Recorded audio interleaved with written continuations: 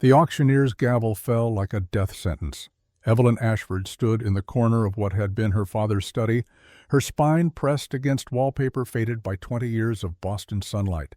The rectangular shadows where his portraits had hung were cleaner than the surrounding walls. Ghost frames, evidence of everything that was gone. Her hands were folded so tightly her knuckles had turned white. She welcomed the pain. It was the only thing keeping her from screaming. Rosewood settee, excellent condition, sold to the gentleman in the gray coat for $30. The settee had been her mother's favorite.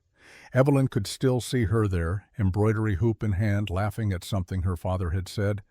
That was before the cough, before the slow decline, before death took her and left Evelyn with a father who tried to drown his grief in cards and whiskey and increasingly desperate business ventures. Now even the settee was gone.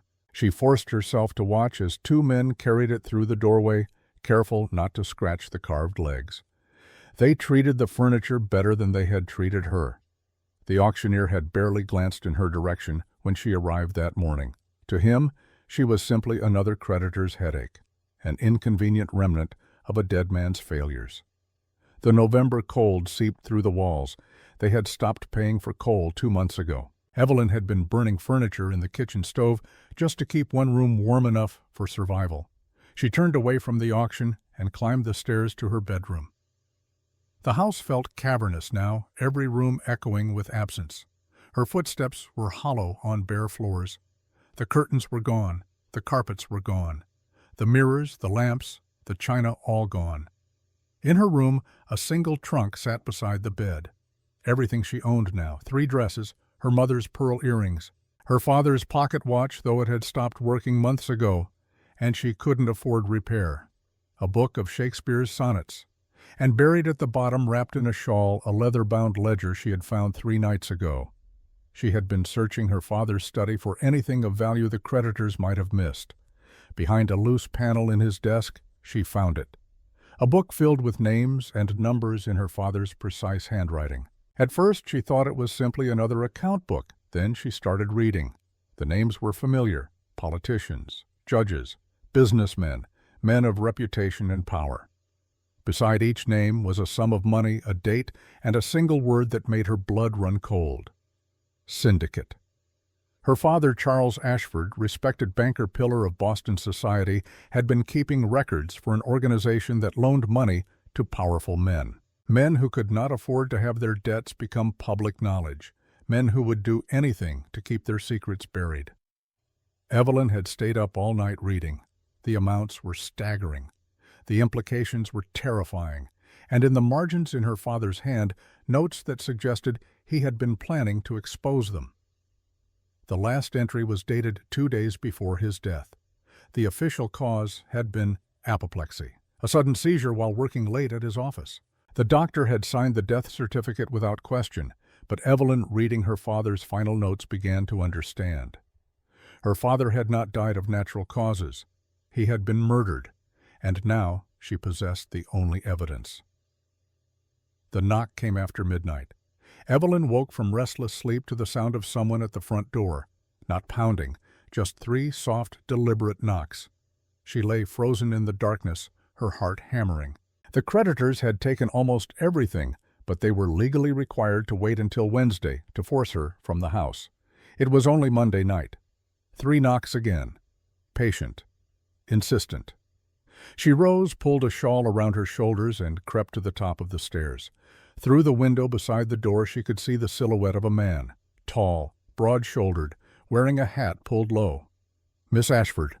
The voice was quiet but carried clearly through the door. "I know you're there. I'm not here to hurt you. I'm here to warn you." Every instinct told her to stay silent. But something in the man's tone, a weariness, perhaps even regret, made her speak. "Who are you?" "Someone who worked for your father. Someone who knows what he found. And someone who knows that the men he planned to expose think you might know too much." Evelyn's hand went to her throat. "I don't know what you're talking about." "The ledger, Miss Ashford. They know he kept records. They've been searching his office, his bank, everywhere. They haven't found it yet, but they will come here.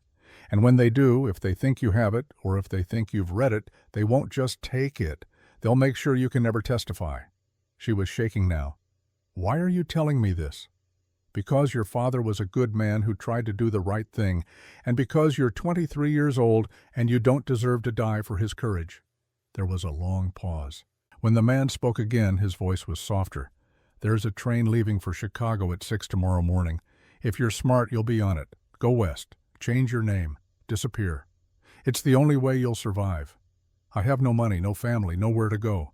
"Then make somewhere. Your father left you one thing those men can't take, your life. Don't waste it." She heard footsteps retreating. By the time she worked up the courage to open the door, the street was empty. Only footprints in the frost on the walkway proved anyone had been there at all. Evelyn didn't sleep the rest of the night.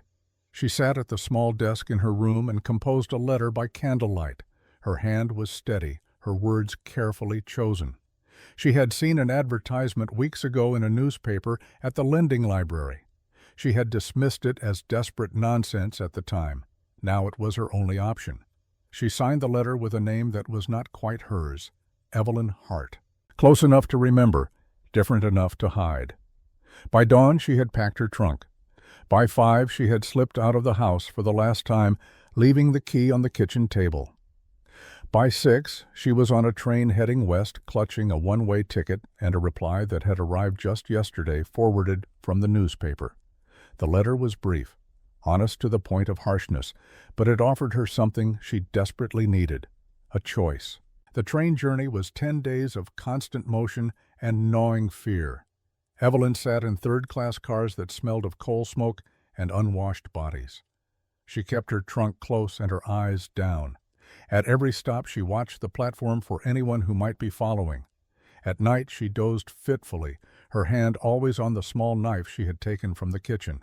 Chicago was chaos, noise and smoke and overwhelming crowds. She had 3 hours between trains. She bought bread and an apple from a vendor and found a bench in a corner of the waiting room. That was when the loneliness truly hit her. She was alone, completely alone. No family, no friends. No one in the world who knew where she was or cared whether she lived or died. She was traveling 2,000 miles to marry a man whose face she had never seen, whose voice she had never heard, whose character she knew only through 4 carefully composed letters. It was insane. It was terrifying. It was the only choice she had. At 2 a.m, unable to sleep despite her exhaustion, Evelyn opened her trunk and took out her father's ledger.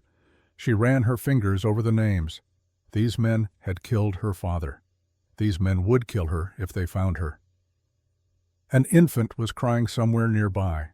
A young mother, dark circles under her eyes, rocked the baby with mechanical motions. She looked as exhausted as Evelyn felt. Without thinking, Evelyn rose and crossed to the woman. "May I?" The mother looked up surprised, then nodded gratefully. Evelyn took the baby, gently cradled the warm weight against her chest. She walked slowly back and forth, humming a melody she barely remembered. Her own mother had sung it to her lifetimes ago. The baby quieted. The young mother closed her eyes and slept. Evelyn stood there in the nearly empty waiting room, holding a stranger's child, and felt tears slide down her cheeks. She was crying for her father, for her mother, for the life she had lost, for the girl she had been, who had believed the world was safe and just and fair. That girl was dead now. In her place stood someone harder, someone who understood that survival required sacrifice, that safety was an illusion, that sometimes the only way forward was to burn everything behind you and walk into the unknown with nothing but hope and stubbornness. The baby stirred.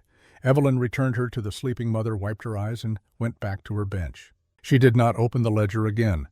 The Montana Territory was like another planet.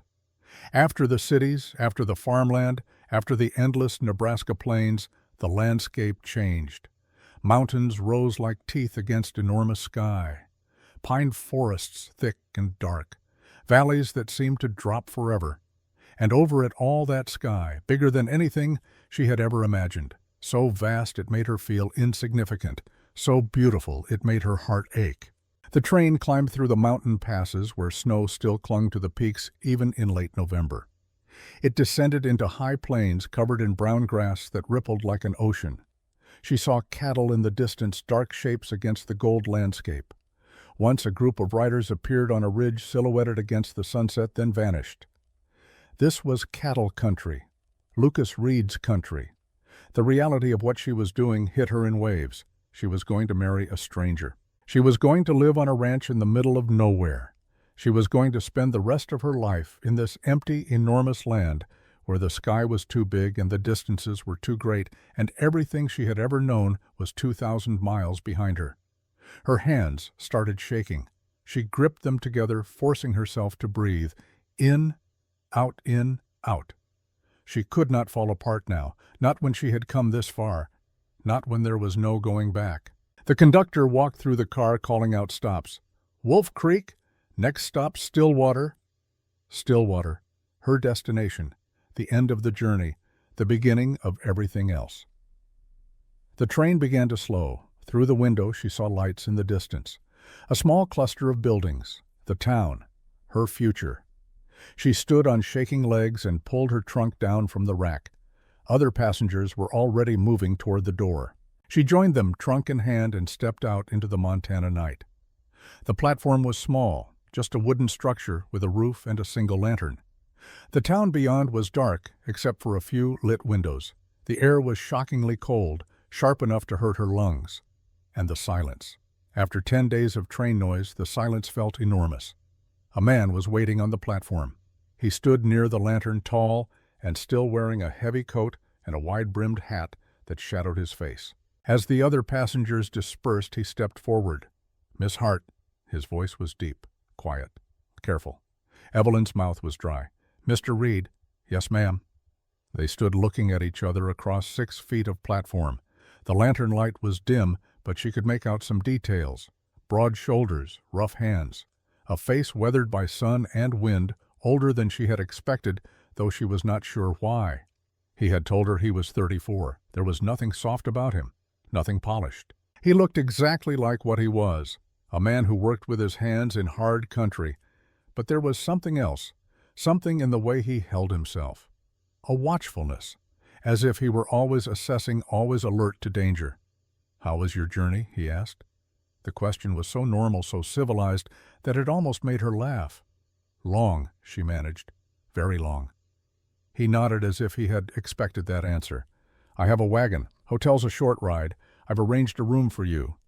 A room. You'll want to rest. We can talk in the morning. He picked up her trunk as if it weighed nothing and started walking toward the edge of the platform. Evelyn followed, her legs unsteady after days on the train. A wagon sat in the darkness, plain, practical, hitched to 2 horses. Lucas Reed loaded her trunk into the back with economical movements, then offered his hand to help her up. His hand was rough with calluses, warm despite the cold. She climbed onto the bench and he followed, taking up the reins. The wagon lurched into motion, wheels crunching on frozen ground. The town passed around them. Dark buildings, empty streets, a dog barking somewhere. Everything small, everything quiet. It's not much, Lucas set his eyes on the road ahead. The town, about 200 people. General store, livery, blacksmith, hotel, saloon, church on Sundays. Doctor comes through once a month. I see. Ranch is 6 miles out. Good land. Creek runs through it. House is sound. He was giving her facts, practical information. Evelyn appreciated that. She did not think she could handle polite conversation right now. They reached the hotel, a 2-story building with light in the windows. Lucas stopped the wagon and climbed down, then helped her descend. He retrieved her trunk. I'll carry this in. Room's already paid for. Inside the hotel was warm and smelled of wood smoke and coffee. A woman behind the desk smiled at them. Mr. Reed, you must be Miss Hart. Welcome to Stillwater. Thank you. Room's at the top of the stairs, second door on the right. Breakfast is served at 7. Lucas carried her trunk up the stairs and set it down outside the room. He pulled a key from his pocket and handed it to her. Get some rest, he said. I'll come by at 9 tomorrow morning. We can talk then. Evelyn took the key. Her hand was shaking again. Mr. Reed, he paused. Lucas? The name felt strange in her mouth. Thank you. He studied her for a moment. In the better light of the hallway, she could see his face more clearly. Weathered, guarded, but not unkind. You came a long way, he said quietly. That took courage. Then he turned and walked back down the stairs. She heard the front door open and close. Then silence. Evelyn unlocked her room and went inside. It was small but clean. A bed with a quilt, a washstand with a basin and pitcher, a chair, a window looking out onto the dark street. She set her bag down and sank onto the bed. 10 days of travel, 2,000 miles.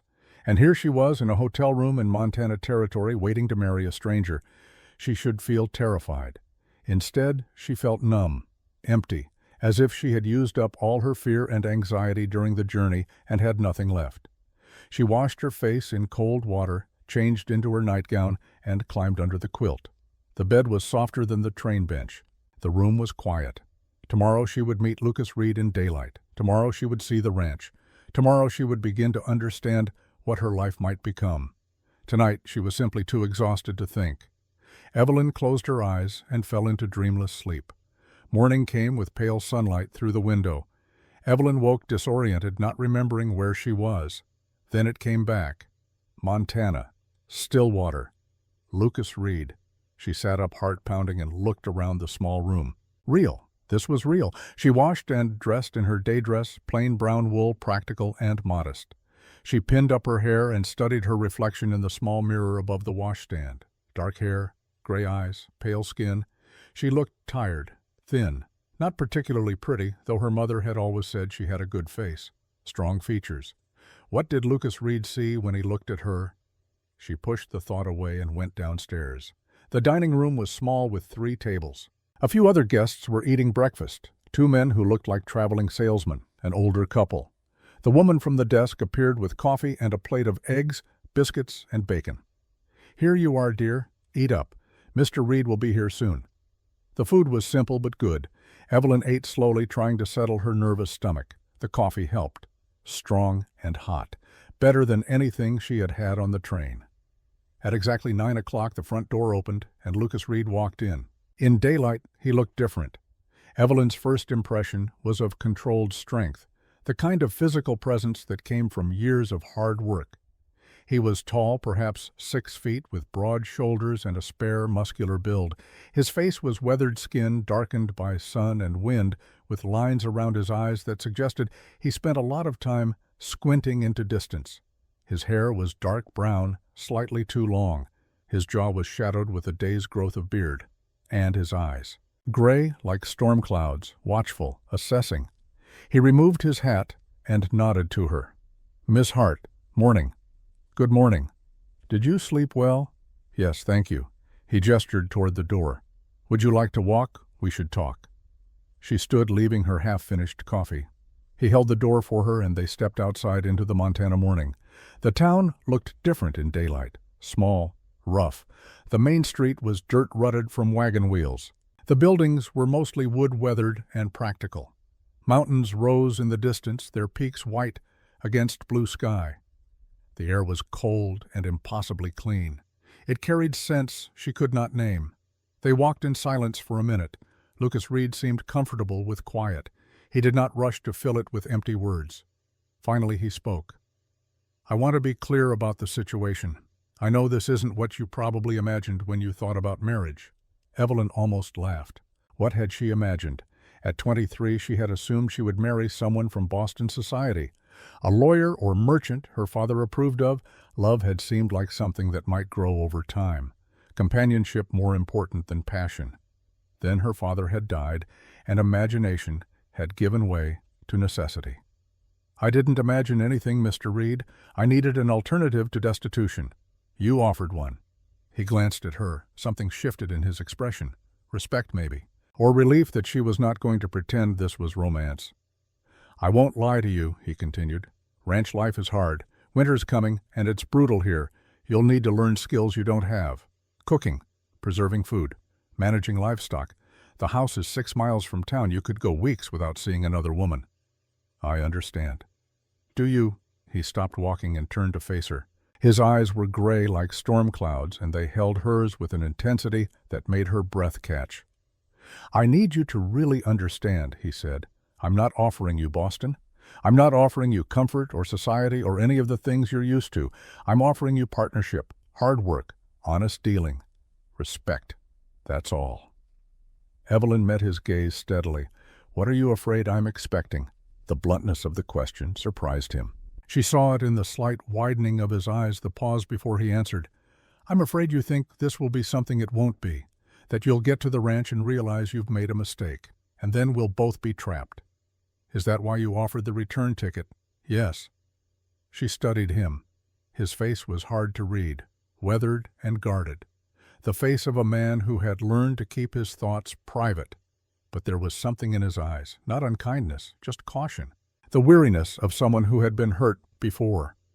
You loved your wife, she said quietly. His jaw tightened. Yes?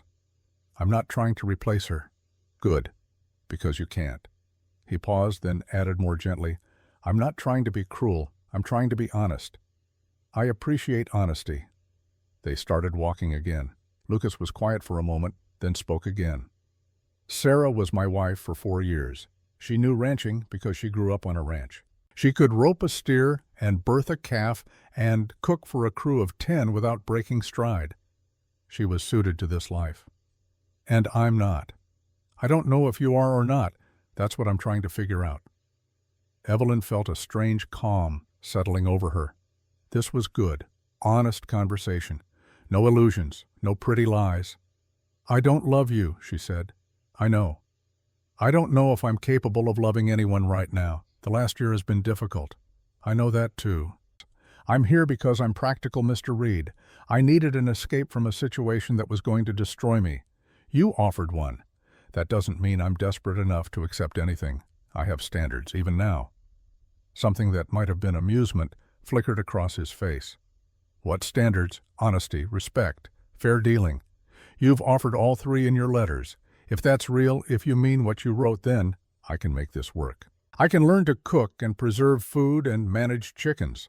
I can learn to live without society or comfort. What I can't do is live with cruelty or dishonesty or a man who would trap me in a situation I couldn't escape. He was quiet for a long moment. When he spoke, his voice was thoughtful. That's fair. They had reached the edge of town. Beyond lay open land rolling away toward distant mountains. The sky was enormous. The silence was profound. Come to the ranch, Lucas said. See it. See the house, the land, what your life would be. Then decide. I meant what I said about the return ticket. The choice has to be yours, freely made. When? Now. I have the wagon. We can ride out. You can look around and I'll bring you back this evening. Or if you want to stay, there's a spare room. No pressure. No expectations. Evelyn took a breath. This was it, the moment of decision. She thought about Boston, the empty house, the creditors, the closed doors, the future that had narrowed to nothing. She thought about the man who had warned her at midnight, about the ledger hidden in her trunk, about powerful men who would kill to keep their secrets buried. She thought about Lucas Reed's letters, the careful honesty, the offer of choice. All right, she said, let's go see the ranch. The ride took an hour. They left town, heading west, the wagon rolling over rough track that could not quite be called a road. The land opened up around them. Vast rolling plains covered in brown grass that rippled in the wind. The sky was impossibly huge, pale blue, and cloudless. In the distance, mountains rose like a wall, their peaks sharp against the horizon. Lucas handled the horses with easy competence, his attention on the track ahead. He pointed out landmarks as they went. That's Widow's Peak, a distinctive rock formation.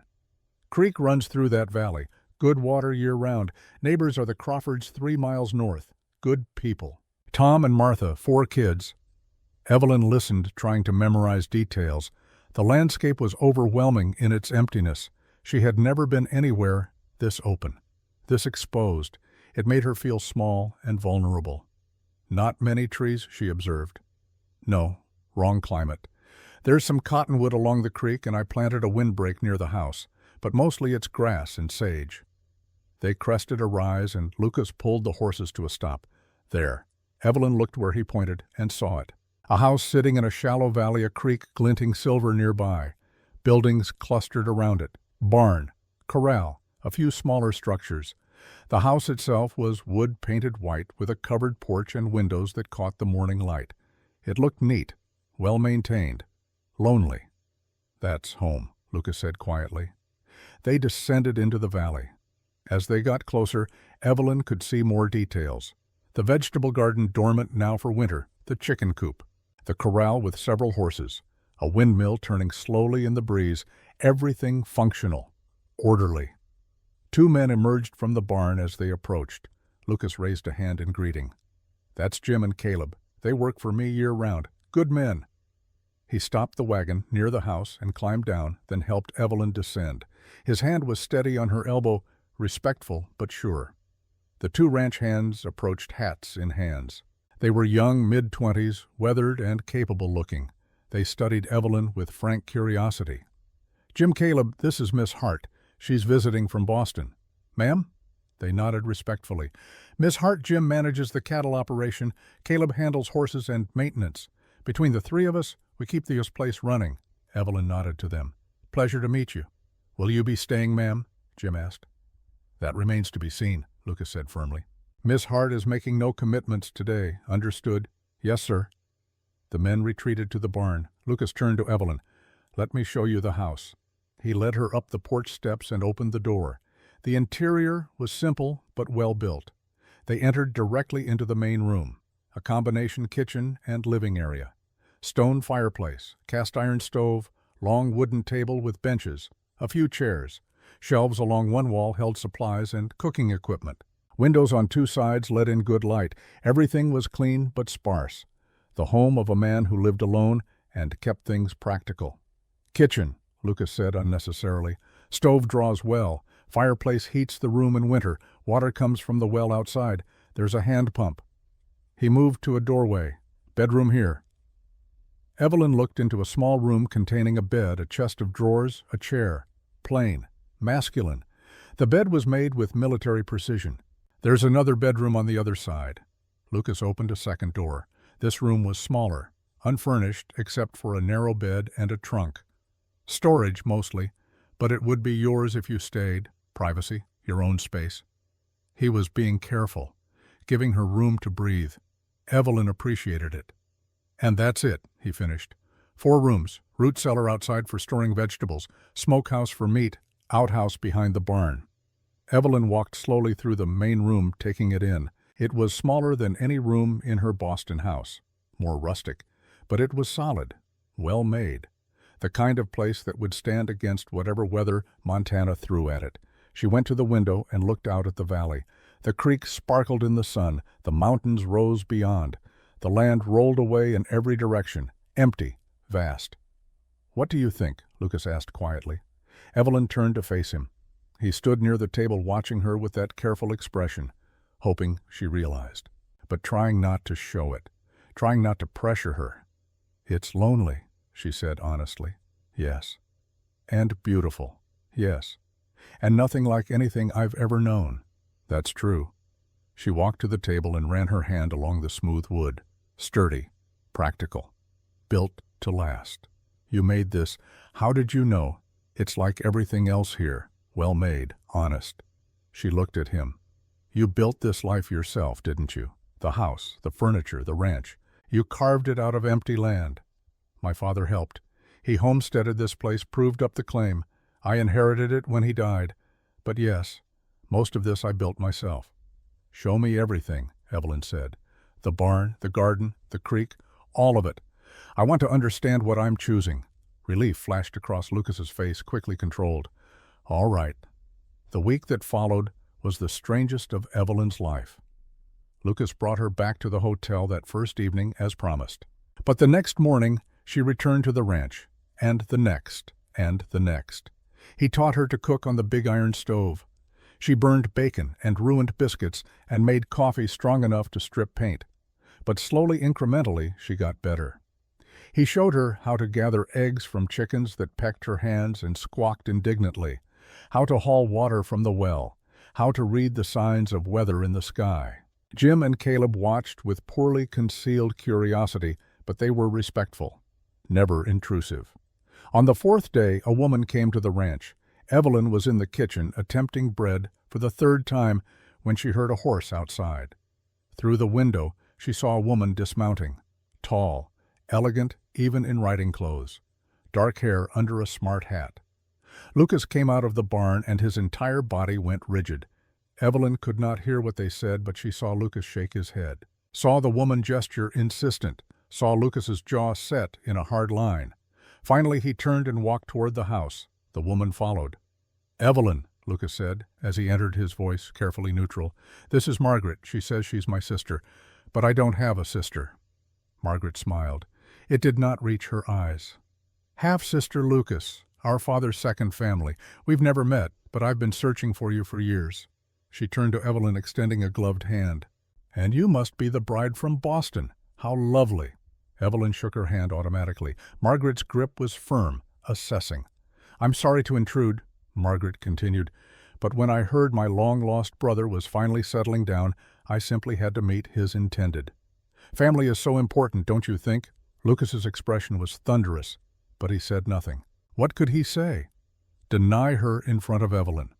Throw her out when she had done nothing overtly wrong? Margaret stayed for tea. She was charming, gracious, full of questions about Boston, about Evelyn's journey, about the upcoming wedding. And the entire time Evelyn felt those assessing eyes on her, cataloging, judging, searching for something. When Margaret finally left, promising to visit again soon, Lucas stood on the porch and watched her ride away. His hands were clenched into fists. "You don't believe her," Evelyn said quietly. "I know my family history. My father had one marriage, one son, me." "Then who is she?" "I don't know, but I'm going to find out." On the 6th day, Lucas asked Evelyn to ride out with him to check the northern fence line. She agreed, eager to see more of the ranch. They rode for an hour, the land opening up around them. Lucas was quieter than usual, troubled. "You're worried about Margaret," Evelyn said. "I'm worried about why she's here. Why now? What she wants. Maybe she's telling the truth." Maybe. But his tone said he did not believe it. They stopped to rest the horses near a stand of cottonwoods. Lucas dismounted and helped Evelyn down. For a moment they stood close, his hands on her waist. She could smell leather and sage and something earthy that was just him. "Evelyn," he said quietly, "before you make your decision, before we go any further, I need to know something." Her heart began to race. "What? Are you running from something?" The question hung in the cold air between them.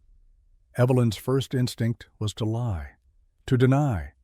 But she looked into his gray eyes and saw the same wariness she felt, the same understanding that they were both carrying secrets. "Yes," she said finally, "I am." "Is it illegal?" "No, I haven't broken any laws." "Is it dangerous?" She thought of the ledger, the names, the midnight warning. "It could be, for both of us, if they found me." Lucas nodded slowly, as if he had expected this answer. "Who are they, the powerful men? Men who would do anything to protect their secrets. Men who killed my father." His hands tightened on her waist. "Tell me." So she did. Not everything, but enough. She told him about her father's death, about the ledger, about the warning, about changing her name and running west. When she finished, Lucas was silent for a long time. "You should have told me sooner," he said finally. "I know. I'm sorry, but would you have let me stay if you'd known I was being hunted?" "Yes." The certainty in his voice surprised her. "Why, because I'm running too." Now it was Evelyn's turn to be silent. Lucas released her waist and stepped back. He ran a hand through his hair, a gesture of frustration or resignation. "My name isn't Reed. It's Kane. Lucas Kane." The name meant nothing to Evelyn, but the way he said it, as if confessing a crime, told her it should. "I was a Pinkerton detective. 5 years ago I was investigating a corruption case, railroad fraud, bribes to government officials, the usual. But the case went deeper than anyone expected. The men I was investigating, they were connected to something bigger, an organization." "The syndicate," Evelyn whispered. Lucas's head snapped up. "You know that name? It's in my father's ledger, the organization he kept records for." They stared at each other, the implications settling between them like snow. "We're both running from the same people," Evelyn said slowly. "It seems so. And Margaret, I don't know yet, but I'm going to find out." On the 7th day, Evelyn made her decision. She woke in her hotel room and knew with absolute certainty that she could not go back. Not to Boston, not to running, not to being alone and afraid. Lucas Kane, or Reed, or whatever his real name was, he was offering her something more than marriage. He was offering partnership, alliance. Two people running from the same darkness, choosing to stand together instead of alone. It was not love. Not yet. But it was real. It was honest. And right now that was worth more than any romantic fantasy. She packed her trunk. She walked to the courthouse. She found Lucas waiting on the steps. "I've decided," she said, "and I'll marry you, not because I have no other choice, because I'm choosing this, choosing you. Whatever happens next, we face it together." Lucas's expression transformed, not quite a smile, but something close. Relief and hope and cautious joy, all mixed together. "All right then, let's do this properly." They went inside. The justice of the peace was a practical man who asked no questions beyond the legal requirements. Jim and Caleb stood as witnesses, both of them cleaned up and looking pleased. The ceremony took 5 minutes, vows spoken plainly, hands clasped firmly. "You may kiss your bride," the justice said. Lucas looked at Evelyn silently, asking permission. She nodded slightly. He leaned in and kissed her, brief, respectful, his lips warm against hers. It was not passionate. It was not meant to be. It was a promise sealed and witnessed. "Congratulations, Mr. and Mrs. Reed." They signed the papers. Lucas paid the fee. And just like that, Evelyn Ashford became Evelyn Reed, or so she thought. That night, back at the ranch, Lucas showed her to her room. Still her room, separate and private as promised. "Get some rest," he said. "Tomorrow we start building our life together." Evelyn nodded, but she was too keyed up to sleep. At 2 in the morning she rose and went to the window. The valley was silver under a full moon. Beautiful, peaceful. Movement caught her eye. Lucas was outside, walking toward the barn with a shovel. Evelyn watched confused. What was he doing at this hour? She pulled on her robe and slippers and crept downstairs. Through the kitchen window she could see him more clearly. He was behind the barn in shadow, digging. His movements quick and efficient. After 10 minutes he set down the shovel and picked up something. A bundle wrapped in canvas. He placed it in the hole and began filling it in. Evelyn's heart was pounding. What was he burying? And why in the middle of the night she watched until he finished, smoothed the dirt, and walked back toward the house. She hurried back to her room, slipping under the covers just as she heard his footsteps on the stairs. Morning came gray and cold. Evelyn came downstairs to find Lucas already making coffee. He smiled when he saw her. Morning wife, morning husband. The words felt strange, but not wrong. They had breakfast together. Lucas talked about plans for the day. She tried to act normal, but all she could think about was what she had seen. Finally, as he was putting on his coat to go check the cattle, she spoke. "Lucas." He turned. "Yes? What's your real name?" He went very still. "I told you, Lucas Kane." "That's the name you gave the Pinkertons. But is it your real name? The name your mother gave you?" His face closed, guarded, wary. "Why are you asking?"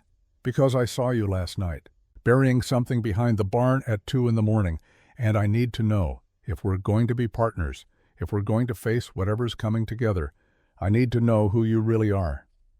For a long moment, Lucas said nothing. Then he crossed the room and took her hands. "My name is Lucas Kane. That's the truth. What I buried that's complicated and dangerous, and I'll tell you, but not here, not now, tonight. I promise I'll tell you everything." "Why not now?"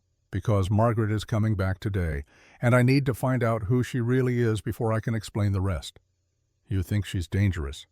"I think she's connected to the syndicate, and if she is, then we have bigger problems than secrets between us." Evelyn's hands tightened on his. "What kind of problems?" "The kind that could get us both killed." Before she could respond, they heard horses outside, multiple horses. Lucas went to the window, and his face went pale. "What is it?" Evelyn asked.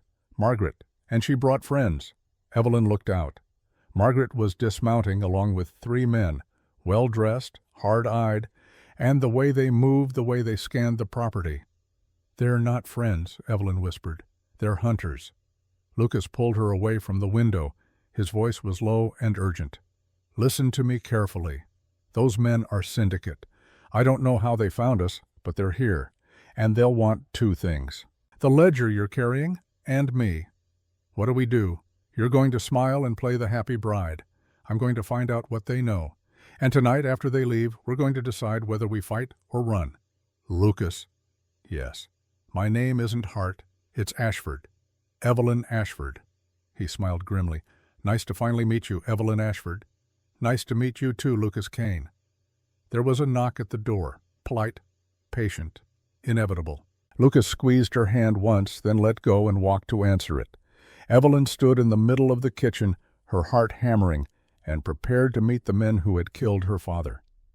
The game, she realized, was just beginning, and the stakes were life and death. Margaret stood on the porch with three men who had the look of professional hunters. Not the kind who tracked animals, the kind who tracked people. Lucas opened the door with his hand resting casually on his belt. Evelyn knew enough now to recognize the gesture. His gun was there, hidden under his coat, ready. Margaret, Lucas said, his voice neutral, this is unexpected. Is it? Margaret's smile was bright and empty. I told you I'd visit again. I've brought some associates. Gentlemen, this is my brother Lucas and his new bride. How charming that you've already married. When was the ceremony? Yesterday, Lucas said. The lie came easily. They had actually married a week ago, but something in his tone told Evelyn he was buying time, creating confusion. How wonderful. I'm so sorry I missed it. Margaret gestured to the men behind her. This is Mr. Garrett, Mr. Shaw, and Mr. Coleman, business associates of our late father's. They've been trying to settle his estate and tracked me down. When they learned I'd found you, they insisted on meeting you personally. The man called Garrett stepped forward. 50s, silver hair, expensive suit under his traveling coat, eyes like a snake. Mr. Reed, a pleasure. Your sister has told us so much about you. We had no idea Charles Kane had another son. Lucas's face betrayed nothing. Charles Kane died 15 years ago. I don't know what estate you're talking about. Of course. These matters are always complicated. Perhaps we could come inside, discuss this properly. It's quite cold. It was a test. Evelyn could feel it. If Lucas refused, he would seem hostile, suspicious. If he agreed, he would let wolves into his home. 5 minutes, Lucas said. My wife isn't feeling well. She needs rest. They filed inside. Evelyn played her part, moving slowly to a chair by the fire, as if exhausted. She let her hand rest on her stomach in a gesture that could suggest pregnancy or simple nausea. Margaret's eyes tracked the movement. The men arranged themselves around the room, not sitting, standing in positions that cut off exits. Garrett near the door, Shaw by the window, Coleman near the hallway to the bedrooms. Professional. What is it you want? Lucas asked. Simply to verify some information, Garrett said smoothly. Charles Kane kept meticulous records. Before his death, he was involved in certain financial arrangements, loans primarily, to men of standing who valued discretion. I wouldn't know anything about that. No, we understand his records went missing after his death, along with his daughter, a young woman named Evelyn Ashford. The room went very still. Evelyn kept her face blank, her breathing even, but her heart was hammering so hard she thought they must hear it. I don't know anyone by that name, Lucas said. Garrett pulled a folded paper from his coat. A wanted poster. He opened it and studied the sketch, then looked directly at Evelyn. Strange? She bears a remarkable resemblance to your bride. The dark hair, the gray eyes, even the way she holds herself. Tell me, Mrs. Reed, where are you from? Evelyn met his gaze. Philadelphia. My family is gone. All dead. Yellow fever. How tragic. And you met Mr. Reed through a matrimonial advertisement. Ah, yes, the romantic notion of mail-order brides. How modern. His smile was a razor.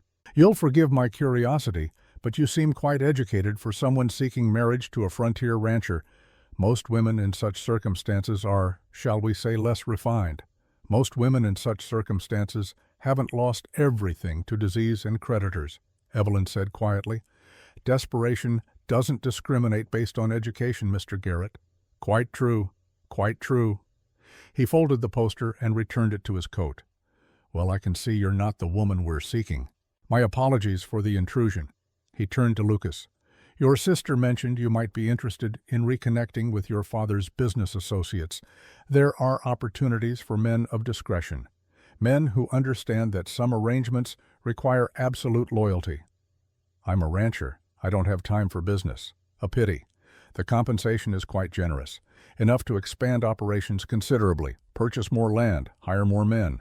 Garrett paused. Provide better security for a new wife. The threat was barely veiled. I'll keep that in mind, Lucas said. His voice was ice. Garrett smiled. Do. We'll be staying at the hotel in town for a few days.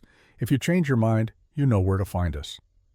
They left as smoothly as they'd arrived. Margaret lingered on the porch. I'm sorry about that, Lucas. I didn't know they would be so forward, but they're right about the opportunities. Father's organization takes care of its own. You should consider their offer. I'll pass. Don't be hasty. These are dangerous times. Accidents happen, especially to people who refuse protection. She touched his arm, her voice dropping. I know what happened to Sarah, how she died. The baby, too. Don't you want to make sure history doesn't repeat itself? Lucas went rigid. Evelyn saw his hand move toward his gun. Margaret stepped back quickly, still smiling. Just something to think about, brother. I'll see you soon. She mounted her horse and rode after the others. Lucas stood on the porch watching them disappear down the valley road. His knuckles were white on the porch rail. Lucas, Evelyn said softly, they know, both of us. They know exactly who we are. But they didn't arrest me, didn't try to take the ledger. Because they're not law enforcement. They're syndicate, and they don't want arrests. They want leverage. He turned to her, his face stark. They want us afraid, compliant. They'll give us a few days to think about their offer, and then they'll come back with something worse. What do? We prepare, and we figure out who we can trust. Jim appeared from the barn. He'd been conspicuously absent during the visit. Now he approached the porch, his face grim. You heard all that? Lucas asked. Every word. Boss, we need to talk. All three of us. They went inside. Jim closed the door and checked the windows before speaking. My name isn't Jim Dalton. It's James Dalton, Pinkerton Agency. I was assigned to watch you 6 months ago. Lucas's hand went to his gun. Assigned by who? By the men who know Lucas Kane is still alive, who know you have information that could bring down half the corrupt officials in 3 territories, who want you alive and willing to testify. I told them no 2 years ago. I told them I was done. And they respected that, until 3 months ago when the syndicate started moving again, expanding operations. Getting bolder. They need your testimony, Kane. They need what you know. So you're here to drag me back to Chicago to put me in front of a courtroom. No, I'm here to keep you alive long enough to make that choice yourself. Jim looked at Evelyn. And to make sure your wife doesn't get caught in the crossfire. She's already caught, Lucas said bitterly. The moment she answered my advertisement, she was caught. Jim pulled a folded telegram from his pocket. This came through the telegraph office this morning. Margaret sent it. The operator is sympathetic to Pinkerton. He made a copy before it was sent. Lucas read it aloud. Target confirmed. Female matches description. Male identity verified. Recommend extraction in 2 weeks. Will maintain surveillance. They're giving us 2 weeks, Jim said. Then they'll come in force. Probably a dozen men. Maybe more.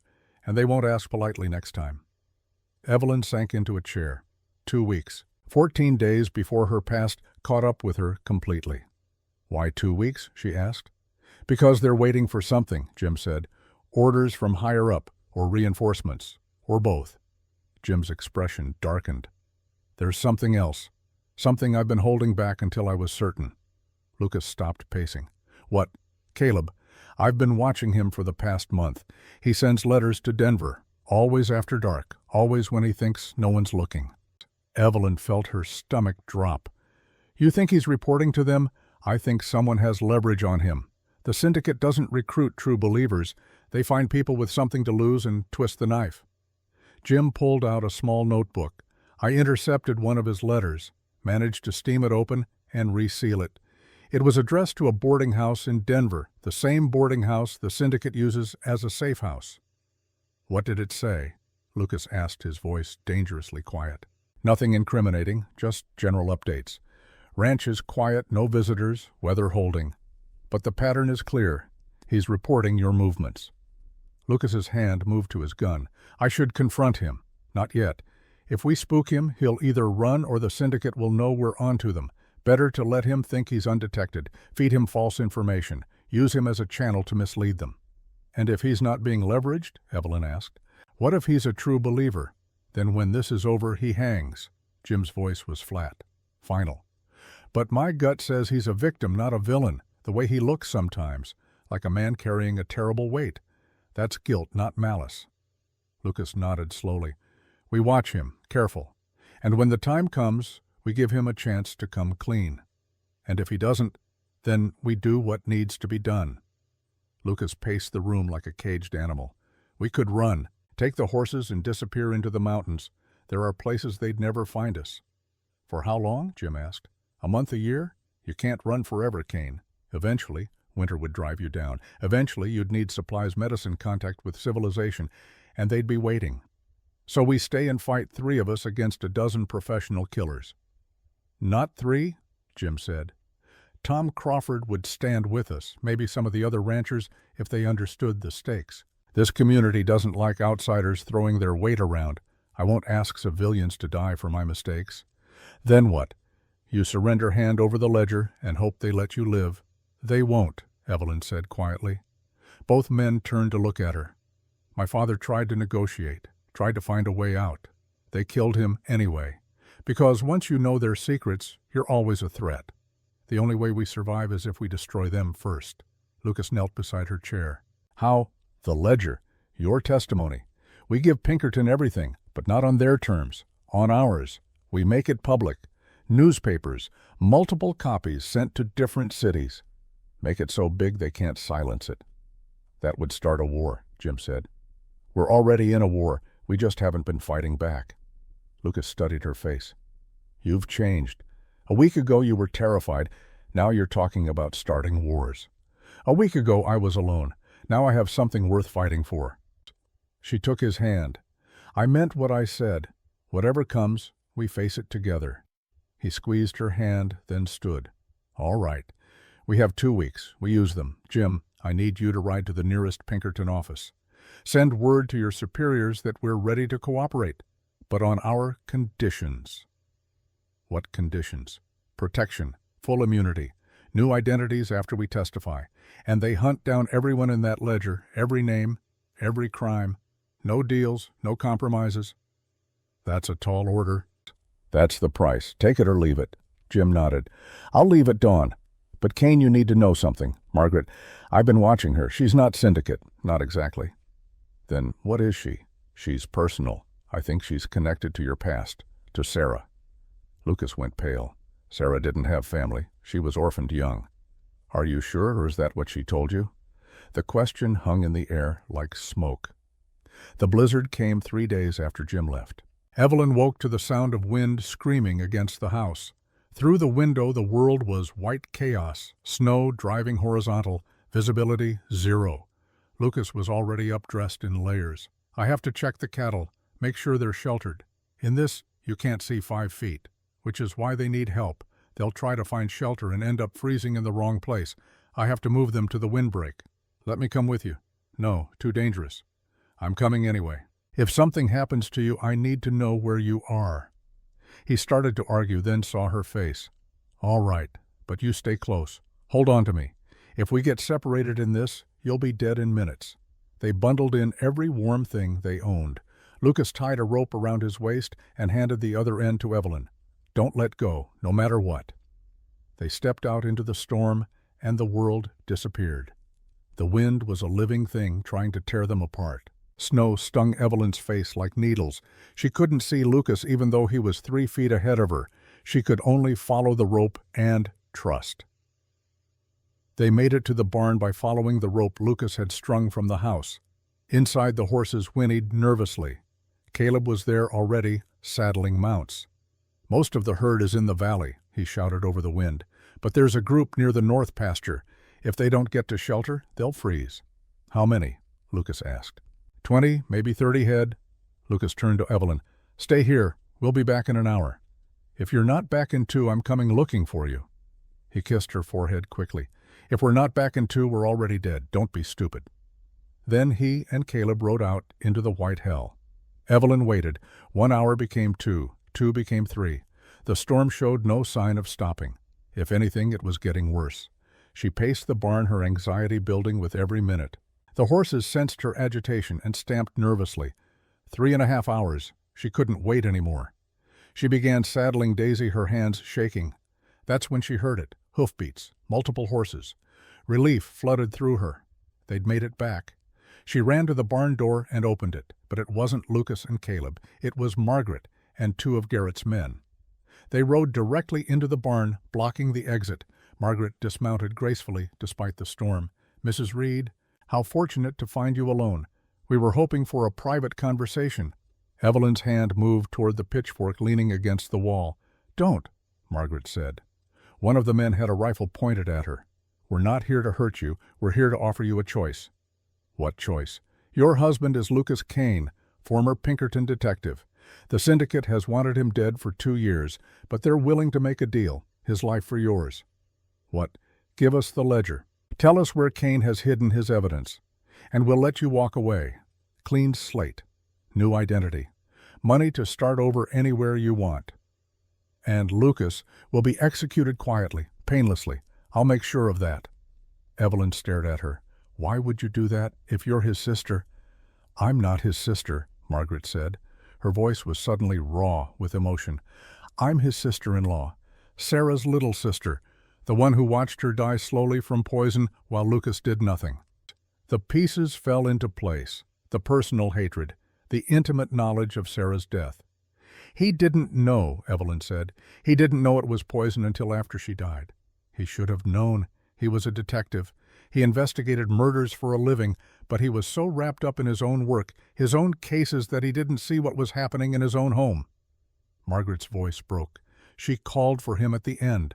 "Did he tell you that she was bleeding and dying, and she kept asking where Lucas was? And he wasn't there. He was in town chasing some lead on some case. He came home to her corpse." "That wasn't his fault." "Wasn't it the syndicate poisoned her to send him a message, to warn him off their trail? And it worked. He quit investigating. He ran away and hid like a coward. But it was too late for Sarah. Too late for baby Emma. All he cared about was saving himself." "Is that what you really believe?" Margaret's face was a mask of pain and fury. "I believe my sister died because Lucas Kane couldn't let go of a case, and now I'm going to make sure he pays for it, by working for the men who killed her, by using them to get what I want. Justice. This isn't justice. This is revenge. Call it what you want, but you have a choice. Save yourself or die with him." Margaret pulled out a pocket watch. "You have 5 minutes to decide. After that, my men will search this barn and find that ledger I know you're hiding, and then we'll wait for Lucas to come back and kill all 3 of you." Evelyn's mind raced. The ledger was in her trunk, in the house. If they searched the barn, they wouldn't find it, but once Lucas returned, they'd take him, kill him, unless she could buy time. "The ledger isn't here," she said. "Where is it? Hidden. Somewhere you'll never find it. And if anything happens to me or Lucas, it gets mailed to every newspaper between here and Washington."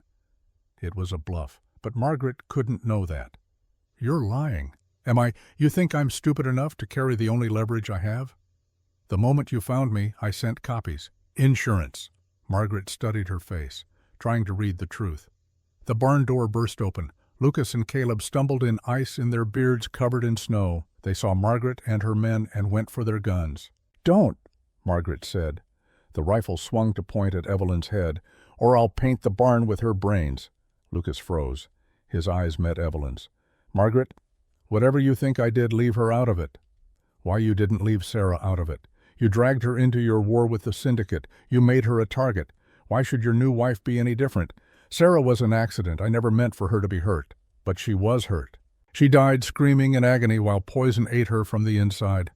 Did you know it was arsenic? Do you know what that does to a person, how it feels?" Lucas's face was ash gray. "Every day. I think about it every day." "Good, because now you're going to feel it, watching someone you care about die, unable to stop it." Margaret pulled a small vial from her coat. "This has been in the well water for 3 days. Low dose, slow acting. Your wife has already ingested enough to start showing symptoms: nausea, headaches, fatigue. Sound familiar?" Evelyn's hand went to her stomach. The nausea she'd felt for the past few days. She'd thought it was nerves, but it was poison. Lucas lunged forward, Caleb grabbed him, holding him back as Margaret's men raised their weapons. "It's not fatal yet," Margaret said. "Give us the ledger. Give us your testimony. Agree to recant everything you know about the syndicate. And I'll give you the antidote." "You're lying. You'll kill us anyway." "Maybe. But this way she has a chance. Your choice, Lucas. Your wife's life or your justice." The moment stretched out. Evelyn could see Lucas breaking, could see him preparing to give in. "No," she said. Everyone looked at her. "No," she repeated stronger. "We don't negotiate with murderers." "You're dying," Margaret said. "We're all dying. The only question is whether we die accomplishing something or die for nothing." Evelyn stepped away from the rifle toward Lucas. "She's bluffing. If she'd really poisoned me, she wouldn't need to threaten. She'd just wait. This is a play to make you panic." Margaret's face twitched. Evelyn knew she'd guessed right. "But even if she's not bluffing," Evelyn continued, "I won't let you sacrifice everything you've worked for, everyone you could save. The syndicate has to be stopped. If I have to die to make that happen, so be it." Lucas caught her hand. "Evelyn, I meant what I said. We face it together, whatever comes." Margaret's expression shifted from fury to something almost like respect. Then it hardened again. "Fine. Have it your way. We'll do this the hard way." She raised her hand to signal her men. The barn exploded in gunfire. Caleb shoved Evelyn behind a hay bale. Lucas returned fire, his revolver barking. One of Margaret's men went down clutching his shoulder. The other dove for cover. Margaret ran for her horse. Lucas aimed at her, retreating back, then lowered his gun. He couldn't do it. Even now, even after everything. She escaped into the storm. The wounded man was screaming. Caleb checked him, then looked at Lucas. "He'll live. What do we do with him?" "Tie him up. We'll hand him over to Jim when he gets back. He's evidence." Lucas turned to Evelyn. "Are you hurt?" "No. But we need to talk about what she said. The poisoning. It was a lie. Had to be. Was it I have been feeling sick? What if she wasn't bluffing?" Lucas's face went white. "Then we get you to a doctor. Now." "In this storm we'd never make it to town. There's a line shack 2 miles north. It has supplies, medical kit. We wait out the storm there, and at first light we ride for town." Caleb spoke up. "I'll stay here. Guard the prisoner. You two go." Lucas nodded. "If Jim comes back, tell him what happened. Tell him Margaret is working with the syndicate but has her own agenda. He needs to know." They saddled fresh horses and rode out into the blizzard again. This time Evelyn rode beside Lucas, their horses tied together with rope. The world was white chaos. She couldn't see, couldn't breathe, could only trust that Lucas knew the way. After an eternity, a dark shape emerged from the snow. The line shack, barely more than a cabin. But it had walls and a roof and a door they could close against the storm. They stumbled inside. Lucas got a fire going, while Evelyn collapsed onto a rough bunk. The warmth slowly returned to their frozen limbs. "Let me see the medical kit," Evelyn said. Lucas found it on a shelf. "Basic supplies, bandages, laudanum, some herbs. Nothing sophisticated." "There's nothing here for arsenic poisoning," he said quietly. "I know." They sat in silence. Outside, the wind howled. The fire crackled. The small cabin was an island of warmth in an ocean of killing cold. This was the quiet moment, the pause between storms. Evelyn looked at Lucas in the firelight. His face was haggard, haunted, carrying the weight of too many deaths. "Tell me about her," she said softly. "About Sarah, not how she died, how she lived." Lucas was quiet for so long she thought he wouldn't answer. Then he began to speak. "She was fearless, completely fearless. The first time I met her, she was breaking a horse that had thrown 3 men. She stayed on, gentle but firm. That was Sarah. Strong enough to dominate, but kind enough not to break. You loved her. More than I knew how to express. She was my best friend, my partner. We built this ranch together from nothing. And Emma," his voice cracked, "Emma had Sarah's eyes, gray like yours. She lived 10 minutes, long enough for me to hold her.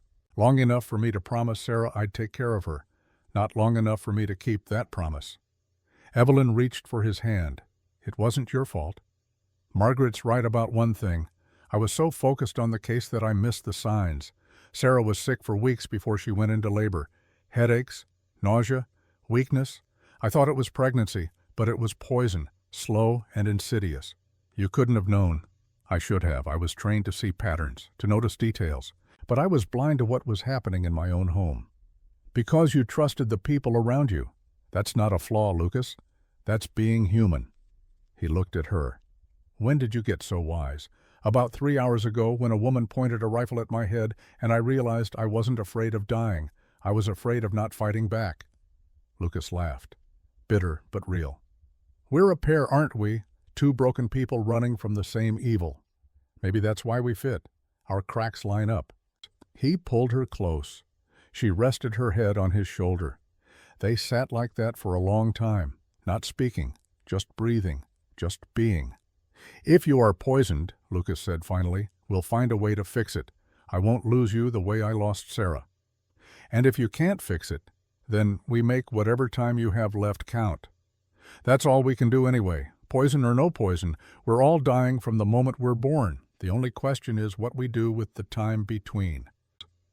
Outside, the storm raged. Inside, they sat together in the warmth and the quiet and the fragile peace of two people who had chosen each other against all odds. When dawn came pale and cold, they rode back to the ranch. Jim was there. He'd arrived during the storm, and he had news. Pinkerton agreed to your terms. Full immunity, protection. They want you in Chicago in 2 weeks to start testimony. What about the syndicate's extraction team? Lucas asked. They're still coming. In 10 days now.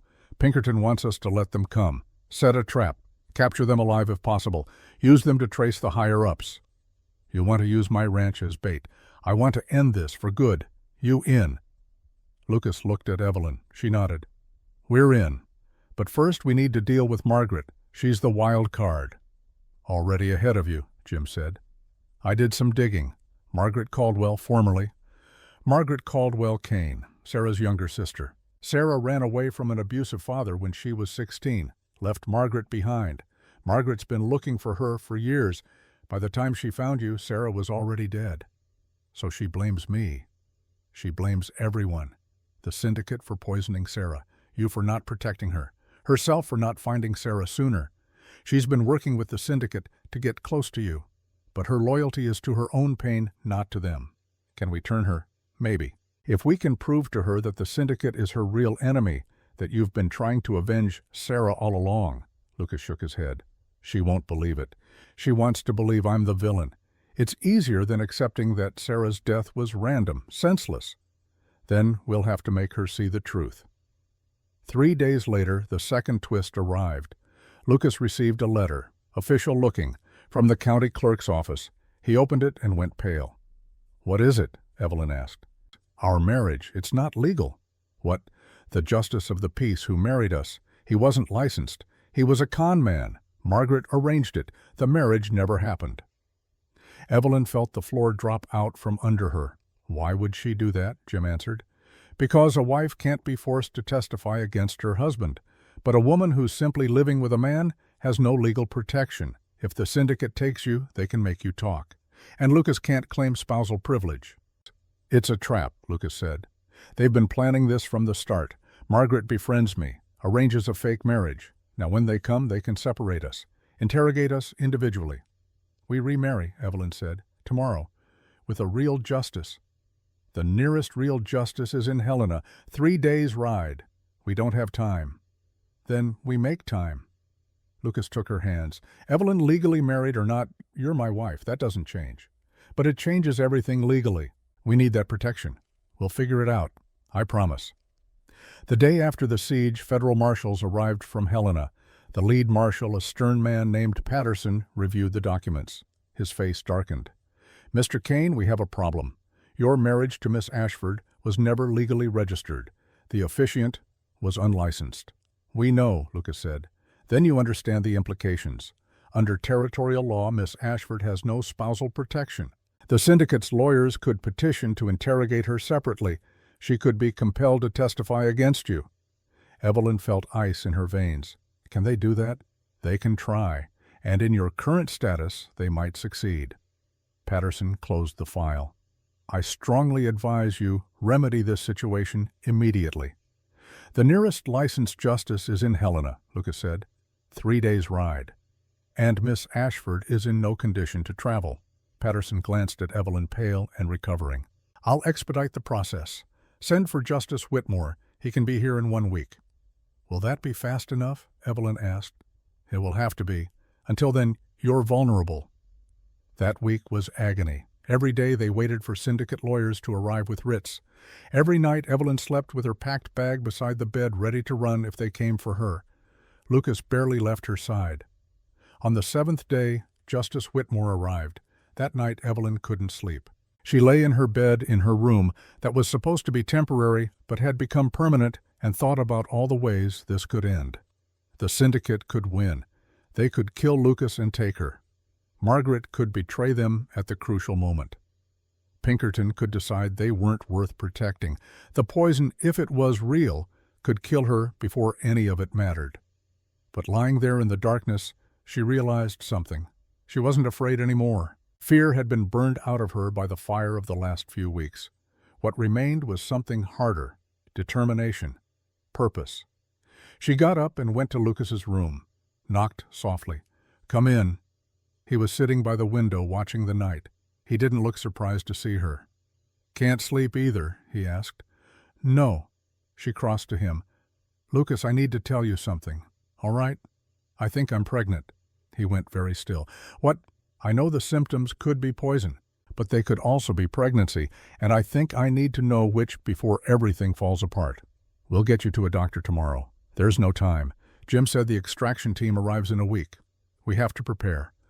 "Then we prepare pregnant. Whatever you are, whoever you are, we face it." She sat beside him. "I'm terrified. So am I. What if we don't survive this? Then we make damn sure we take them down with us." They sat together in the darkness, watching the stars over Montana. Two people who had come together out of necessity and desperation. Two people who had found something more valuable than safety. They had found purpose. And in 7 days they would find out if that was enough. In town, Margaret sat in her hotel room and composed a telegram. "Subjects isolated. Marriage invalidated. Extraction team can proceed on schedule. No complications expected." She sent it and returned to her room, but sleep would not come. She kept seeing Evelyn's face, the way she'd stood up to the rifle, the way she'd chosen to risk death rather than betray Lucas. Sarah would have done the same thing.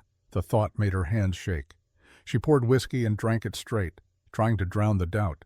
She was doing the right thing. Wasn't she making Lucas pay for his failures, for Sarah's death, for Emma's death?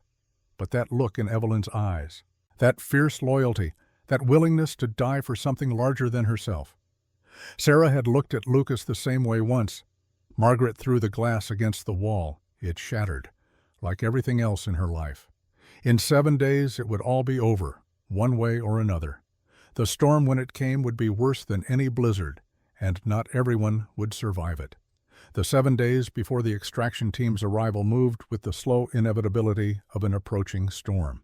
Lucas and Jim prepared the ranch like a fortress.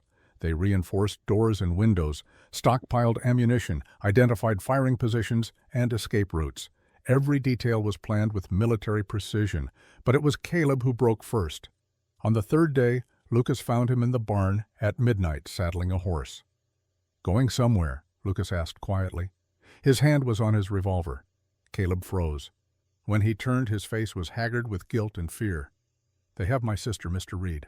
"The syndicate. They took her 6 months ago. Said if I didn't watch you report your movements, they'd kill her." "So you've been spying for them." "I never wanted to. I never wanted any of this. But she's all the family I have left." Lucas studied the younger man, saw the truth in his desperate eyes. "Where is she?" "Denver. They're holding her in some kind of boarding house. She writes me letters. They make her write them to prove she's alive." "Show me." Caleb pulled a crumpled envelope from his coat. The letter was brief, written in a shaking hand. The words were innocuous. But in the margins, in tiny script, a woman had written coordinates and a street address. "She's smart," Lucas said. "Your sister. She's been telling you where she is." "I know, but I can't get to Denver and back before the extraction team arrives. And if I run, they'll kill her."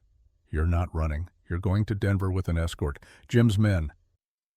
Caleb's head snapped up. "What? Jim?" Lucas called into the darkness.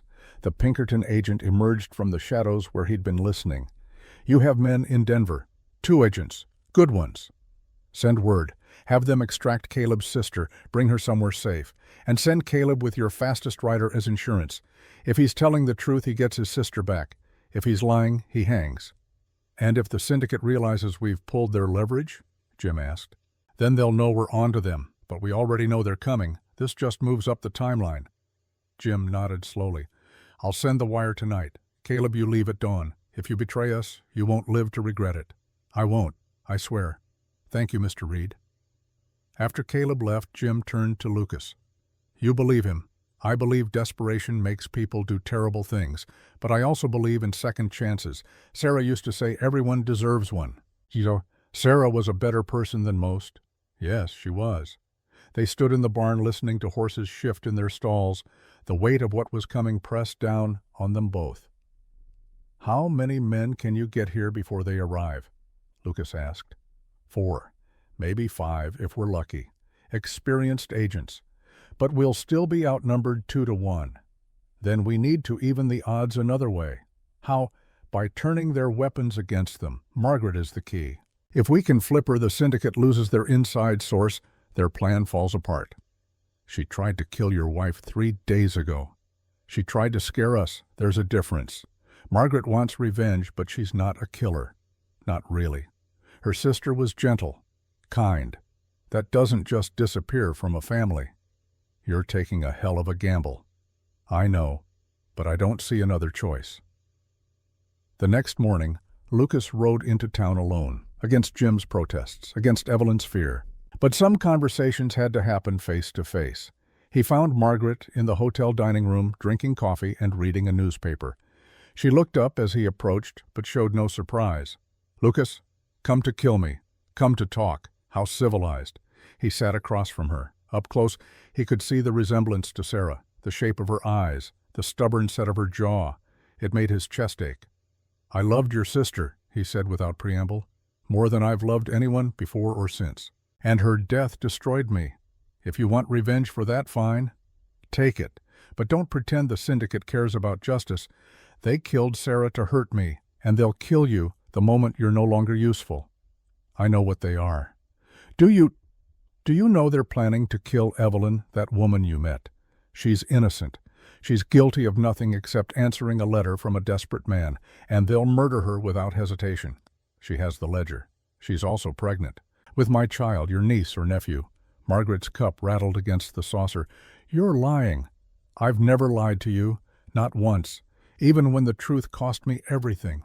If she's pregnant, that's your fault. You should have kept your distance, kept her safe." "The way I should have kept Sarah safe," the words hung between them like drawn knives. Margaret's face crumpled. "You weren't there, at the end. Do you know what that's like? Watching someone you love die in agony, calling for someone who never comes. I know exactly what that's like. Because I came home to find Sarah already gone, already cold, and I never got to say goodbye. Never got to tell her I was sorry, that she deserved better than me. She did deserve better. You're right. She deserved a husband who put her first, who saw the danger, who protected her. I failed her. I failed everyone I've ever tried to protect. But I'm asking you, Margaret, don't let me fail Evelyn too. Don't let the syndicate win again." Margaret was crying now, silent tears tracking down her face. "I wanted you to hurt, the way I hurt, the way Sarah hurt. I do hurt every single day, but hurting me won't bring Sarah back. It won't give you peace. It'll just create more bodies, more grief. What do you want from me? Help us. When the extraction team comes, stand with us instead of against us. Be the person Sarah would have wanted you to be. And what person is that? Someone who fights for the living instead of dying for the dead." Margaret wiped her eyes with shaking hands. "There's something you need to know about the poison. I did contaminate the well water, but only with enough to make her sick. Not enough to kill. I wanted to scare you, not murder an innocent woman." Lucas felt ice run through his veins. "How do I cure her? Activated charcoal, lots of water. She'll be weak for a few weeks, but she'll survive. The baby too, if she's really pregnant." "Where do I get activated charcoal?" "I have some. In my room. I'll get it." She stood, then paused. "Lucas, Sarah's journal. I have it. She kept it hidden from you, wrote in it every night. You should read it, before you decide whether to forgive me. I don't need to read it to forgive you. You were protecting your sister's memory. That's not a crime. Read it anyway, please." She left and returned with a leather-bound book and a small vial of black powder. She handed both to Lucas. "Give her a spoonful mixed in water 3 times a day for a week. She'll taste like charcoal, but she'll live." "Thank you." "Don't thank me yet. The extraction team doesn't know I've switched sides. When they come, they'll expect me to help them. If I betray them, they'll kill me. Then we make sure they don't get the chance." Margaret's smile was bitter. "You always were an optimist. Sarah loved that about you, said you saw the world as it could be, not as it was." "What else did she say?" "Read the journal. You'll see." Lucas rode back to the ranch with the journal in his saddlebag and hope flickering cautiously in his chest. That evening, after giving Evelyn the first dose of charcoal and watching color slowly return to her face, he opened Sarah's journal. The entries were dated, starting from the day they met, running all the way to 3 days before her death. Lucas read them alone in the barn by lamplight, with tears streaming down his face. Evelyn found him there 2 hours later. She sat beside him without speaking, just put her hand on his shoulder while he wept. "She knew," he said finally. "She knew she was being poisoned, knew it was the syndicate. She wrote it all down." "Why didn't she tell you?" "Because she knew I'd go after them, knew I'd get myself killed trying to protect her. So she suffered in silence to keep me safe." He showed Evelyn the final entry written in Sarah's increasingly shaky hand. "If you're reading this, I'm already gone. Don't blame yourself, my love. You gave me 4 years of happiness. That's more than most people get in a lifetime. Take care of our daughter. Name her Emma, like we planned. And when enough time has passed, find someone else to love. You deserve that. You deserve to be happy. Don't let my death make you hard. Stay the good man I married, the one who sees light even in darkness. I love you. Always. Sarah." Evelyn was crying now, too. "She sounds like she was an amazing person. She was, and she'd have liked you. You're strong like she was, brave like she was." "I'm not brave. I'm terrified." "Bravery isn't the absence of fear. It's doing what needs to be done despite the fear."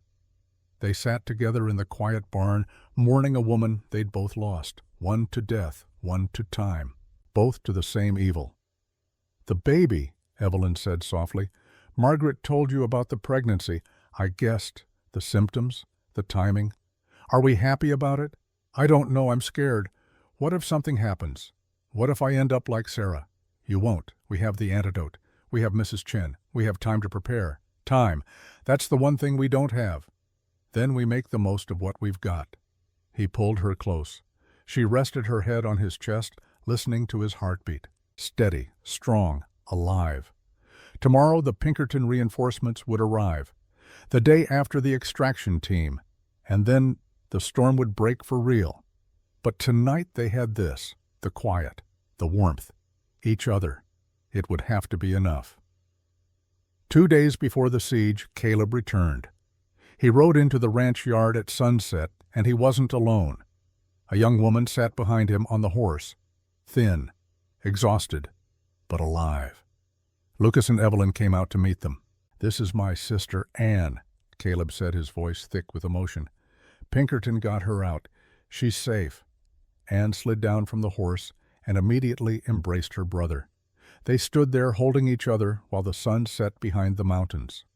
"Thank you," Caleb said to Lucas, "for giving me a chance, for saving her. You earned it. You stayed. You helped during the blizzard. That counted for something." "I want to fight," Caleb said. "When they come, I want to stand with you." Lucas studied the younger man, saw the determination there, the need to prove himself. "All right, but your sister stays with Martha Crawford, somewhere safe." "Agreed." That night, Anne sat at the kitchen table with Evelyn drinking tea and telling her story, how the syndicate had taken her, how they'd used her to control Caleb, how she'd hidden messages in her letters, hoping someone would see. "You were very brave," Evelyn said. "So were you. Caleb told me what you did. Standing up to them. 2 women who'd been used as leverage, who'd survived, who'd found their way to freedom." Outside, Caleb and Lucas prepared for war. The siege began at dawn on the 7th day. They came from 3 directions. 4 armed men on horseback, the corrupt sheriff from town, and a man in a black suit who radiated authority and malice. Lucas watched them approach from the house. Jim and 4 Pinkerton agents were positioned in the barn and bunkhouse. Tom Crawford and 2 neighboring ranchers crouched behind the corral fence. Inside the house, Evelyn loaded rifles with steady hands. The man in the black suit stopped 50 yards from the porch. He dismounted slowly, keeping his hands visible. "Lucas Kane," he called. "I believe we have business to discuss." Lucas stepped onto the porch. "I don't do business with murderers." Strong words from a man who killed 3 of my associates in Chicago. Self-defense. They tried to kill me first. A matter of perspective. I'm here to offer you a choice.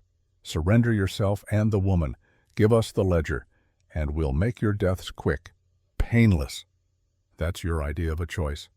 The alternative is we kill everyone on this ranch. You, your wife, your friends, your neighbors, everyone who's ever helped you. Then we burn it all to the ground and salt the earth. You talk too much.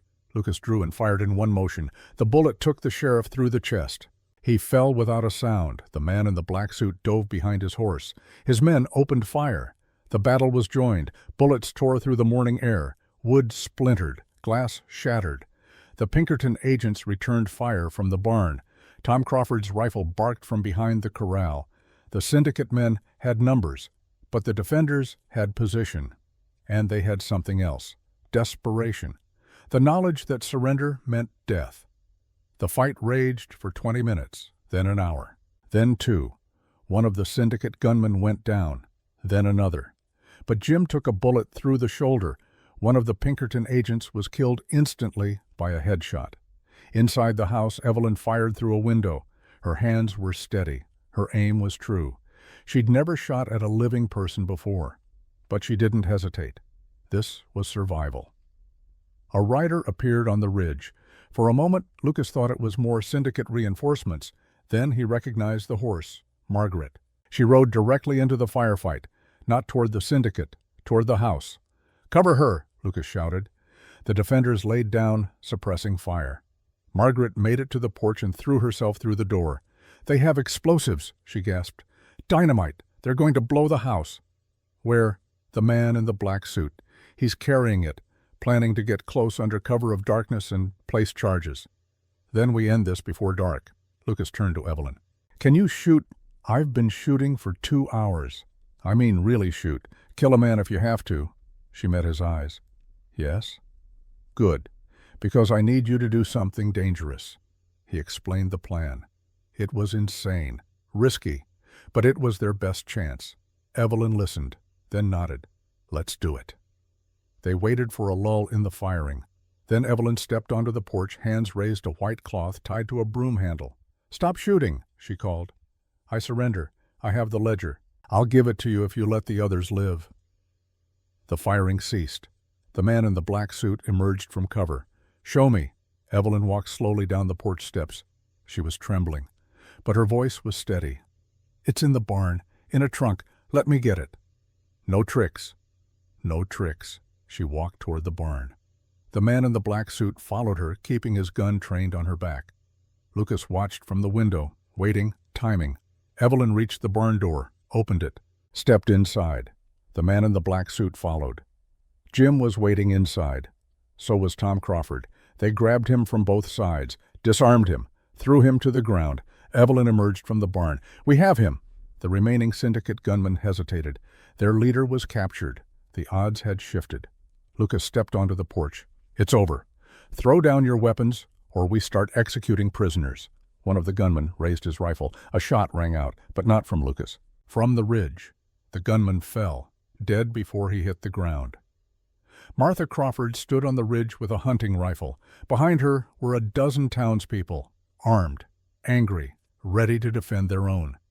The last syndicate man dropped his weapon, raised his hands. The siege was over, but the cost had been high. 1 Pinkerton agent dead, Jim wounded. 2 of the syndicate gunmen dead, the sheriff dead, property damage that would take months to repair, and Margaret. They found her in the barn slumped against a hay bale. She'd been shot during the final exchange. The bullet had caught her in the chest. Lucas knelt beside her. "Hold on, we'll get a doctor." Too late. Blood bubbled on her lips. I'm sorry for everything. Tell Sarah I tried to make it right. You did make it right. You saved us. Lucas. Her hand found his. The journal, last page. She wanted you to know. Know what? That she forgave you. Even then. Even dying. She forgave you. Margaret's eyes closed. Her breathing stopped. Lucas sat there holding her hand while the chaos of the aftermath swirled around him. Jim shouting orders, townspeople securing prisoners, Evelyn directing the wounded to be cared for. Sarah's sister was dead. Another casualty of a war that had started before Lucas even knew he was fighting. He wanted to weep, to rage, to burn the whole world down. Instead, he stood, gently closed Margaret's eyes, and went to help with the living. Because that was what Sarah would have wanted, what Margaret had died trying to do. The living mattered more than grief. 3 days later, the ranch was quiet again. The prisoners had been taken to Helena. The bodies had been buried. Jim's shoulder was bandaged and healing. The townspeople had returned to their homes with promises to stand ready if needed again. And Evelyn stood in the kitchen, trying not to vomit from the lingering effects of arsenic poisoning and early pregnancy both.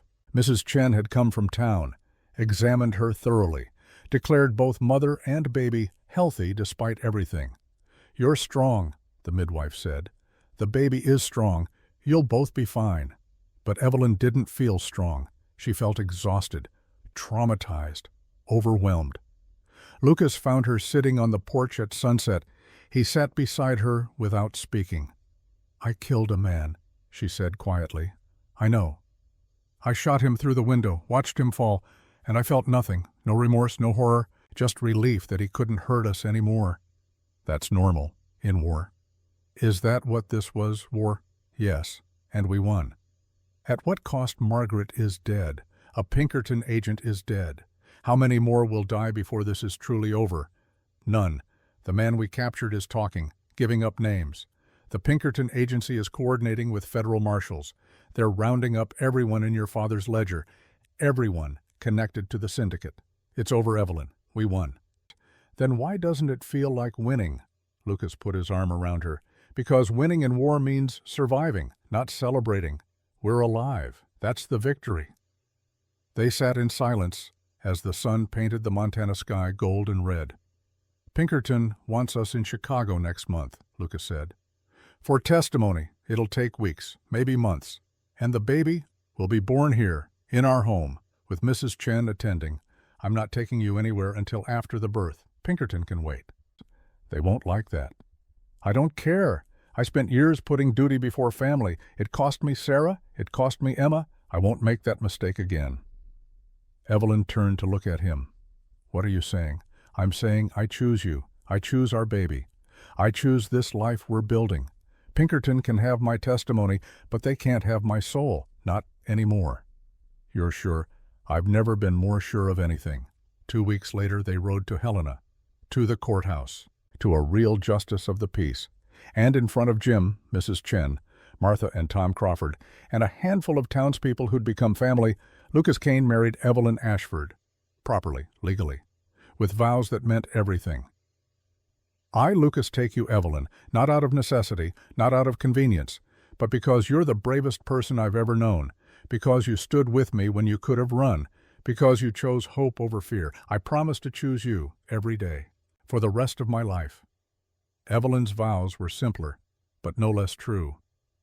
I, Evelyn, take you, Lucas, because you gave me a choice when I had none, because you showed me what partnership really means, because you're worth fighting for. I promise to stand with you, in war and peace, in sorrow and joy, always. They kissed as husband and wife, for real this time, not a business arrangement, not a desperate alliance, a marriage built on honesty and tested by fire.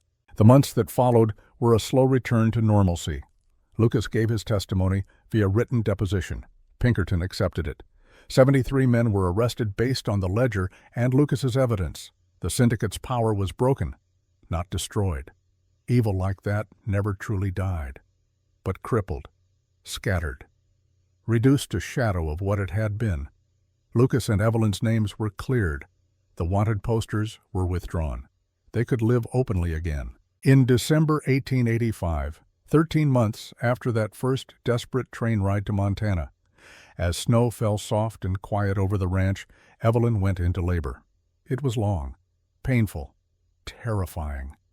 Every contraction made Lucas think of Sarah, of blood and death and helplessness. But Mrs. Chen was competent, calm, and Evelyn was strong. After 14 hours, a baby's cry split the winter air.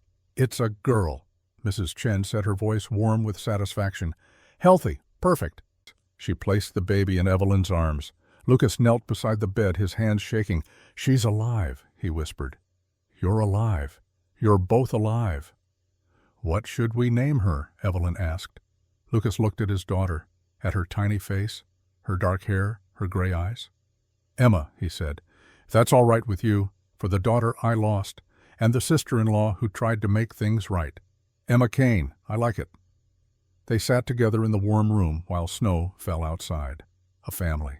Broken pieces that had found each other and somehow formed something whole. Jim visited on Christmas Eve. He'd resigned from Pinkerton and accepted Lucas's offer of full partnership in the ranch. "Couldn't go back to Chicago," he said, holding baby Emma with surprising gentleness. "Saw too much out here. Learned what matters. This is home now." Over the next years, the ranch prospered. Lucas and Evelyn built more than a business. They built a legacy. Using the blood money recovered from Charles Ashford's estate and compensation from the Pinkerton Agency, they established the Ashford Kane Foundation. Its mission was simple: help women escaping dangerous situations, provide them with resources, legal aid, transportation, new identities, if needed. The first woman they helped was Clara Walsh, the widow Margaret had mentioned. They gave her the train ticket to Ohio and a job helping to run the foundation. More women followed. Dozens, then hundreds. Women fleeing abusive husbands, women escaping trafficking, women whose only crime was knowing too much about powerful men's crimes. The foundation gave them what Lucas had given Evelyn: choice, dignity, a fighting chance.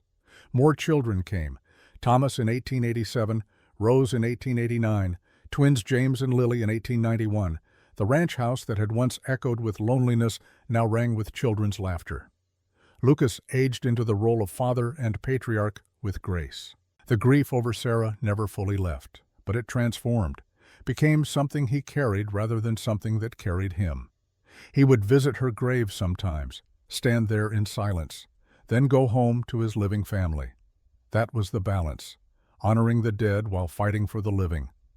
Evelyn became everything Lucas had hoped for and more, not a replacement for Sarah, but a partner in her own right, strong where he was weak, gentle where he was hard.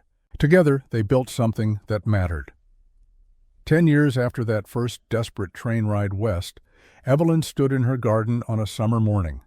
She was 33 now, lines around her eyes from squinting at the Montana sun, calluses on her hands from work, graying hair she didn't bother to dye. She looked nothing like the terrified Boston girl who'd stepped off the train in Stillwater. She looked like a woman who'd earned every scar, every wrinkle, every strand of gray. She looked like home. Lucas came out of the house with Emma, now 9, chattering about horses. Thomas followed nose in a book as always. Rose was in the garden already examining a caterpillar with intense focus. The twins were still sleeping. Small miracles. "Mrs. Walsh just arrived," Lucas said. "She's brought someone new, woman from Denver, escaping a bad situation." Evelyn wiped her hands on her apron. "I'll talk to her. Make some tea." "You don't have to do this yourself every time. We have people." "I know, but I remember what it was like. Being desperate, afraid, not knowing if you could trust anyone. She needs to see a face that understands." Lucas kissed her forehead. "You're extraordinary. You know that I'm practical, like you taught me." She went inside. The woman waiting in the parlor was young, barely 20, bruised, terrified.